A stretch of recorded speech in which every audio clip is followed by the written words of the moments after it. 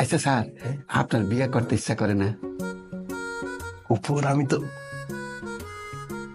আমি তো বিয়া করতে চাই। প্রত্যেকদিন রাত্রেবেলা ঘুমাইলে বউর স্বপ্ন দেখি, কিন্তু বউ খুঁজে পাই না। আর সবচেয়ে বড় কথা, আমি নিজের কথা নিজে কুমু কেমনি? একটা কথা কই স্যার, যদি বিয়ে করার ইচ্ছা করেও সেই ইচ্ছারে পা দিয়া পাড়া দিয়া মারবেন। গফুর, এই কথা কইলে কে তুমি? চিন্তা করে দেখেন, আপনি বিয়ে করলেন, তারপর আপনার মারে, আপনার বউ, আপনার বোনের মতো গভীর রাতে আপনার মারে বাড়ির থেকে বের করে দিল। যে মা আপনার পেটে নিছে, যে মা আপনার দুধ খাওয়া বড় করছে, সেই মারে বাড়ির থেকে বের করে দিল। কেমন লাগবো? কষ্ট লাগবো।